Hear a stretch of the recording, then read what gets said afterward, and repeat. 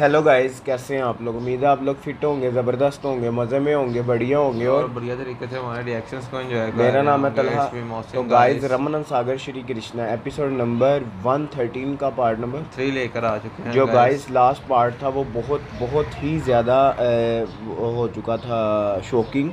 आपने देखा कि कहाँ पार्ट का एंड हुआ। मोहसिन भाई के जो मायावी है उसको उन्होंने भेज दिया था और वो द्वारिका तक पहुंच चुका था। और आप और मायावी का अहंकार देखें, अहंकार कहते कि देखें, इस तुच्छ कार्य के लिए मुझे बुलाया मुझे आपने। वो कहता है कि इतनी सी द्वारिका तो मैं मैं अपनी अपने मुट्ठी भर ले हथेली पर उठा उठाकर लूं। आपके पास ले आता हूं। लेकिन उसके बाद आप देखो कि मायावी की बातें देखो क्या थी। उन्होंने कहा ये तो आप किसी से भी कार्य करवा सकते हैं हालांकि आप मुझसे। देखें कि मायासुर के पिता ने मायावी को ये कहकर भेजा कि जिस बच्चे को तुम उठाने जा रहे हो वो कोई हाँ, साधारण साधारण बच्चा बच्चा नहीं है नहीं। भाई। तो गाइस अब मायावी तो पहुंच चुका था। अब हमें देखें कि जब से हमने जो है रुक्मिणी जी उनकी बात सुनी है, जो वो कृष्णा जी से कह रही थी कि मैं तो अपने पुत्र का भविष्य जानती हूँ, मेरा इससे वियोग होने वाला है। बिल्कुल। तो ये अब क्या चक्कर है, ये तो देखेंगे तो ही पता चलेगा। चलते हैं वीडियो की तरफ और देते हैं रिएक्शन रिएक्शन। गाइस।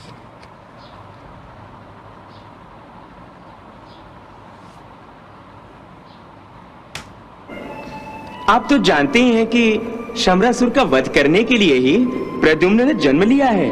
इसलिए प्रद्युम्न का ये असुर तो क्या, स्वयं शमरासुर भी कुछ नहीं बिगाड़ सकता। जानती हूँ, पर न जाने क्यों मन घबरा रहा है।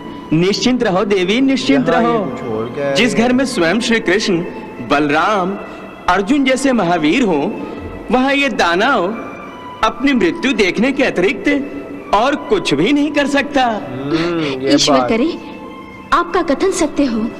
नारायण नारायण।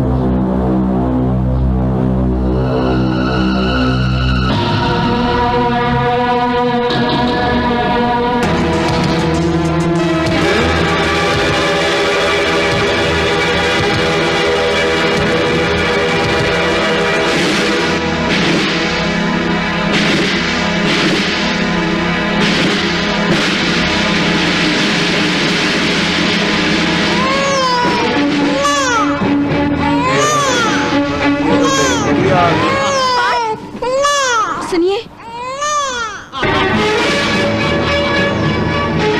बच्चे के रोने की आवाज सुन रहे हैं आप?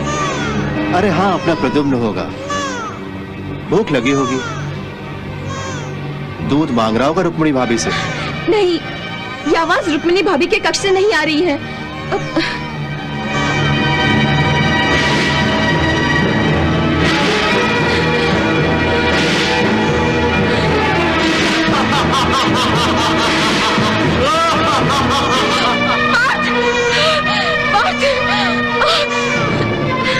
सुनिए, हाँ?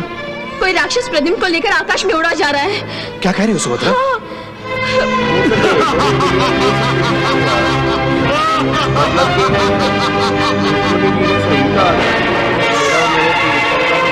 भैया, भैया, भाभी, भैया उठो, कोई राक्षस प्रद्युम्न को लेकर उड़ा जा रहा है। भाभी, भैया उठो, कोई राक्षस प्रद्युम्न को लेकर उड़ा जा रहा है। अब मैं द्वारकाधीश की पहुंच से दूर हूँ। अब मुझे कोई नहीं पकड़ सकता।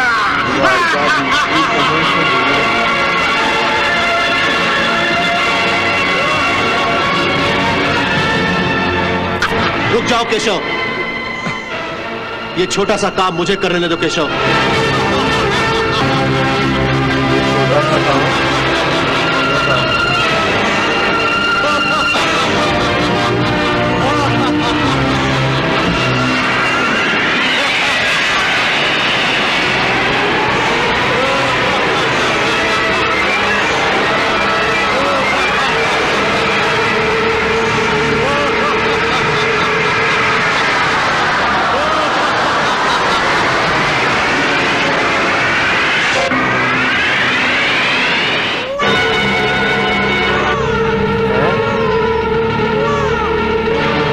मायावी राक्षस, मैं तुझे चेतावनी देता हूं कि प्रद्युम्न को छोड़ दो, वरना मैं क्षण भर में ही तुझे परलोक पहुंचा दूंगा।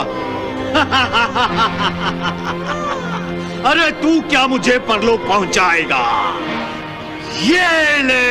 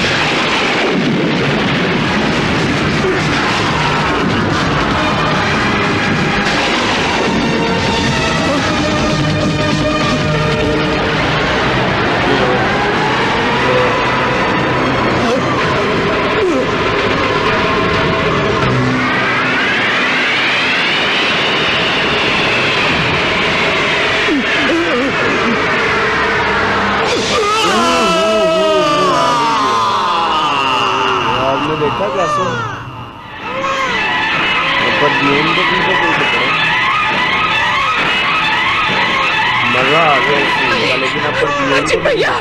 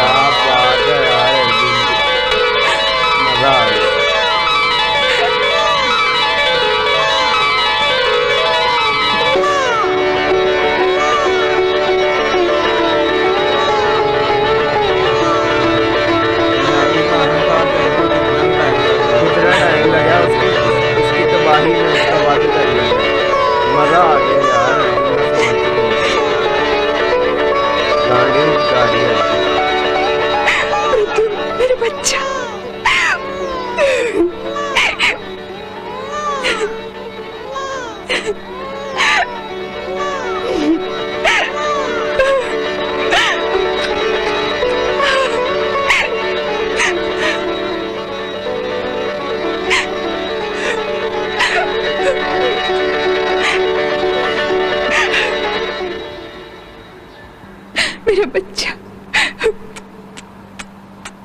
मेरा बच्चा, मेरा बच्चा। अरे अरे ये क्या, आपकी आंखों में आंसू? ये आंसू नहीं है भगवान, ममता की वो गंगा है जिसमें आई हुई आंसुओं की बाढ़ को मैं सबके सामने न जाने कब से रोके हुए थी। परंतु आप ये क्यों भूल रही हैं कि आप कोई साधारण माँ नहीं हैं, आप जगत माता हैं, जगत माता देवी हैं, और देवियों को इस तरह रोना शोभा नहीं देता। स्त्री की सबसे बड़ी शोभा है उसकी ममता होती है भगवान। ममता से बढ़कर तो इस संसार में और कोई भावना नहीं है। देवी होकर भी मैं कैसे भूल सकती हूँ कि मैं एक स्त्री हूँ, स्त्री जिसके आंगन में ममता खेलती है। और हर एक स्त्री ममता के सामने विवश हो जाती है। मैं भी ममता के सामने विवश हूँ, क्योंकि इस समय मैं मनुष्य अवतार में हूँ। मनुष्य अवतार। मुझे देखकर खुशी है कि एक देवी ममता के बोझ तले दबी जा रही है। ममता बोझ नहीं होती है भगवान। स्त्री को यदि 100 पुत्र भी हो जाए ना, फिर भी वो उन सब का बोझ सहकर भी खुशी रहेगी। खुशी रहे, ये बात है। आप शायद इस भावना को इसलिए नहीं समझ पा रहे हैं क्योंकि आप स्त्री नहीं हैं। देवी, आपकी ममता की इस भावना को देखकर जी तो चाहता है आपके आगे सर झुकाऊं। आपने ठीक ही कहा था कि ममता धर्म से बढ़कर आदरणीय भावना और कोई नहीं है। ममता की इसी भावना ने तो मुझे दुखी कर रखा है। आज प्रद्युम्न ने एक संकट से बचा है, कल को दूसरा संकट आ जाएगा। आप देवी हैं और देवी होने के नाते आप भली भांति जानती हैं कि प्रद्युम्न का जन्म क्यों हुआ है और उसके साथ भविष्य में क्या क्या घटनाएं घटने वाली हैं। इन्हीं घटनाओं की आशंका से तो मैं भयभीत और चिंतित हो जाती हूँ भगवान। देवी, चिंता मत कीजिए। चिंता चिता समान है जिसमें सारी खुशियां जलकर राख हो जाती हैं। और प्रद्युम्न के संबंध में तो आपकी चिंता अकारण है, क्योंकि जो भी होना है अच्छा ही होना है। कन्हैया, दाऊ भैया है, उनको पता चला। कन्हैया, ये सब क्या हो रहा है? दाऊ भैया, आप आखिर ये सब हुआ कैसे? उनको अब पता चला ना। मेरे भतीजे की सुरक्षा की तुम्हें बिल्कुल परवाह नहीं? और तुम रुक्मिणी, तुम भी प्रद्युम्न की तरफ ध्यान नहीं दे सकती? दाऊ भैया। क्या दाऊ भैया? उस दुष्ट का यहाँ तक पहुंचने का साहस हुआ कैसे, बताओ मुझे। जी वो हम लोग सो रहे थे और सो रहे थे? सोने का मतलब यह नहीं कि अपने पुत्र को भुलाकर सो। दाऊ भैया, वो मायावी राक्षस था। सब जागते होते फिर भी वो सबकी आंखों में धूल झोंक कर अंदर घुस आता। तो गाइस यहाँ ख़त्म हुआ ये पार्ट बहुत इंटरेस्टिंग था कि हमने देखा किस प्रकार मायावी से प्रद्युम्न को अर्जुन ने बचाया। यार अर्जुन का समर्थ देखकर मज़ा आ गया यार आज कि पहले तो मायावी का अहंकार था मुझे, क्योंकि वो जिस तरह का उसका मोहसिन भाई अहंकार था ना, मुझे लगता था कि वो लेकर चला जाएगा। एक तो हमने सोचा हुआ था कि उनकी महल के अंदर ही फाइट होगी, ठीक है, लेकिन वो तो आराम से है, चुप काट कर उसने प्रद्युम्न को उठाया और चला गया। प्रयोग किया और सारे सैनिक एक ही क्षण में बेहोश हो गए और उसने प्रद्युम्न को उठाया और चला गया। लेकिन भद्रा जी ने देख लिया कि उसके रोने की आवाज सुन ली ना, और उन्होंने कहा कि कक्ष से देखा तो वो एक राक्षसों ने लेकर, हाँ उन्होंने कहा ये रुक्मिणी जी के कक्ष से नहीं आ रही, ये कहीं और से आवाज आ रही है प्रद्युम्न की। तब अर्जुन आया, साथ कृष्णा जी आए हैं, रुक्मिणी जी आई हैं, तब अर्जुन ने फिर उनका मुकाबला शुरू किया। शुरू में तो हमें लगा कि यार मायावी जो है वो बलशाली है। हाँ, अब मुझे भला क्या लगा जब मायावी लेकर उड़ा, मैंने कहा अब ये लेने जाएंगे प्रद्युम्न को, और ना वो शंबरासुर का वध कर प्रद्युम्न को लेकर आएंगे। जिस तरह का मुकाबला हमें देखने को मिला, जिस तरह अर्जुन ने उसका गर्दन उड़ा कर रख दी यार, वो कमाल का प्रद्युम्न की भी सुरक्षा की, तो वो हम सारे मोमेंट्स देखे जो क्या गाइस कमाल के। और लास्ट में जो बलराम जी हैं, उससे पहले चला भी एक जो माता का हृदय हमें देखने को मिला अपने पुत्र के लिए, ना कि वो सब कुछ जानती भी है कि जगत माता है, कौन सी घटनाएं मेरे पुत्र के साथ होने जा रही है, पर फिर भी एक माता का हृदय तो एक माता का हृदय ही है ना। और उसके बाद जब हमें दो भैया देखने को मिले, वो काफी चिंतित और क्रोध में आ गए हुए हैं। तो गाइस नेक्स्ट क्या देखने को मिलने वाला नेक्स्ट ही पता चलेगा। यहाँ तक ये वीडियो अच्छी लगी तो लाइक शेयर कमेंट और हमारे चैनल को सब्सक्राइब करना मत भूलिएगा। मिलते हैं नेक्स्ट वीडियो नेक्स्ट पार्ट के साथ। Love you.